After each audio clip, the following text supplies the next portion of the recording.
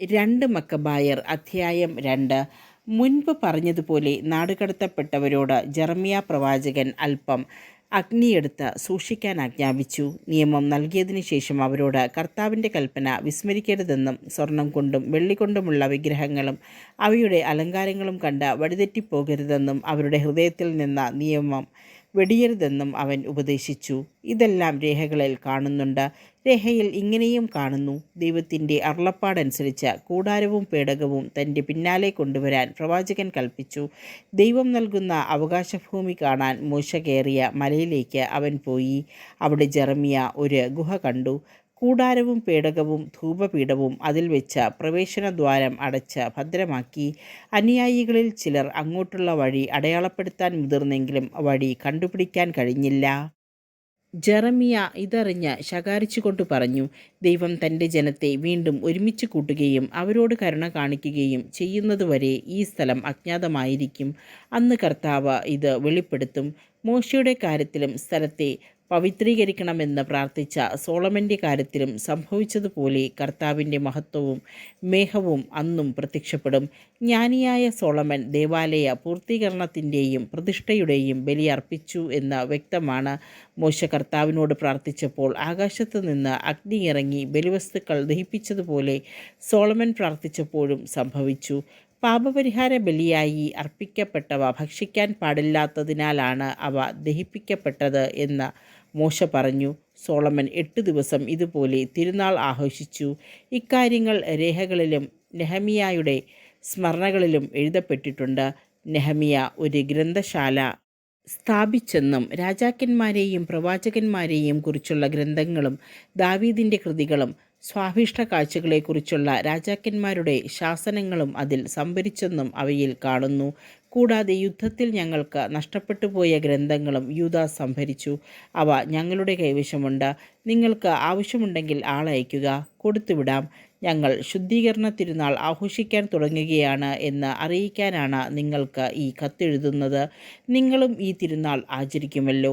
നിയമം വഴി വാഗ്ദാനം ചെയ്തിരുന്നതുപോലെ ദൈവം തൻ്റെ ജനത്തെ രക്ഷിക്കുകയും അവർക്ക് അവകാശം തിരികെ കൊടുക്കുകയും രാജ്യത്വവും പൗരോഹിത്യവും വിശുദ്ധീകരണവും പുനഃസ്ഥാപിക്കുകയും ചെയ്തു.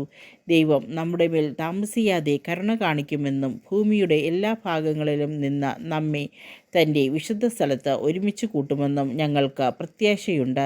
കാരണം അവിടുന്ന് നമ്മെ വലിയ അനർത്ഥങ്ങളിൽ നിന്ന് രക്ഷിക്കുകയും തൻ്റെ സ്ഥലം ശുദ്ധീകരിക്കുകയും ചെയ്തു. ഗ്രന്ഥകാരൻ്റെ മുഖവുര. യൂദാസ് മക്കേബൂയൂസിൻ്റെയും സഹോദരന്മാരുടെയും ചെയ്തികൾ. ദേവാലയ ശുദ്ധീകരണം. ബലിപീഠ പ്രതിഷ്ഠ. അന്തിയോക്യസ് എപ്പിഫാനസിനും പുത്രൻ യൂപാത്തോറിനും എതിരെ നടന്ന യുദ്ധങ്ങൾ. യഹൂദ വിശ്വാസത്തെ സംരക്ഷിക്കാൻ തീഷ്ണതയോടെ പ്രവർത്തിച്ചവർക്ക് സ്വർഗത്തിൽ നിന്ന് ലഭിച്ച ദർശനം. സംഖ്യയിൽ ചെറുതെങ്കിലും കർത്താവ് ദയാവായ്പോടെ തങ്ങളിൽ പ്രസാദിച്ചതിനാൽ അവർ നാട് മുഴുവൻ പിടിച്ചടക്കിയത്. ആ കിരാതവർഗങ്ങളെ അനുധാവനം ചെയ്തത്. ലോകപ്രസിദ്ധി ആർജിച്ച ദേവാലയം വീണ്ടെടുക്കുകയും നഗരത്തെ സ്വതന്ത്രമാക്കുകയും അസാധുവാക്കാനിരുന്ന നിയമങ്ങൾ പുനഃസ്ഥാപിക്കുകയും ചെയ്തത്. ഇവയുടെ വിവരണം കിരേനക്കാരൻ ജാസൻ 5 വാല്യങ്ങളായി തയ്യാറാക്കിയിട്ടുണ്ട്. അത് ഒരു പുസ്തകത്തിൽ സംക്ഷേപിക്കാൻ ഞങ്ങൾ ശ്രമിക്കാം. ഇതിലുള്ള സംഖ്യകളുടെ പെരുപ്പവും ചരിത്ര വൃത്താന്തങ്ങൾ അറിയാൻ ആഗ്രഹിക്കുന്നവർക്ക് വസ്തുതകളുടെ ബാഹുല്യം മൂലം ഉളവാകുന്ന പ്രയാസവും ഞങ്ങൾ കണക്കിലെടുക്കുന്നുണ്ട്. വായിക്കാൻ ആഗ്രഹിക്കുന്നവർക്ക് ആസ്വാദ്യവും മനഃപാഠമാക്കാനിച്ഛിക്കുന്നവർക്ക് സുഖകരവും എല്ലാ വായനക്കാർക്കും ഉപകാരപ്രദവും ആക്കുകയാണ് ഞങ്ങളുടെ ലക്ഷ്യം. മറ്റുള്ളവരെ സംതൃപ്തരാക്കാൻ തക്കവിധം വിരുന്നൊരുക്കുക എളുപ്പമല്ലാത്തതുപോലെ ഗ്രന്ഥ സംക്ഷേപണം ഏറ്റെടുത്തിരിക്കുന്ന ഞങ്ങൾക്ക് അത് സുസാധ്യമല്ല. വിയർപ്പൊഴുക്കലും ഉറക്കമിളപ്പും അത് ആവശ്യപ്പെടുന്നു. എങ്കിലും ഏറെ പേരെ സംതൃപ്തരാക്കാൻ വേണ്ടി ക്ലേശകരമായ ഈ ജോലി ഞങ്ങൾ സന്തോഷത്തോടെ നിർവഹിക്കുന്നു.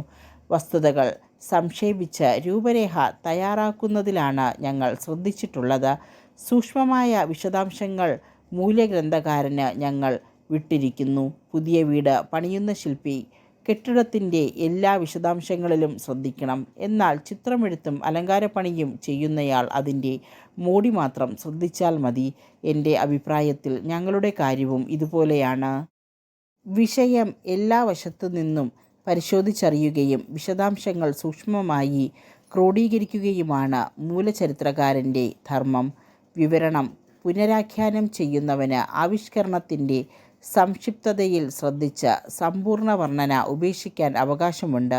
ഈ അടിസ്ഥാനത്തിൽ ഇനി ഏറെയൊന്നും പറയാതെ നമ്മുടെ പ്രതിപാദനം ആരംഭിക്കാം.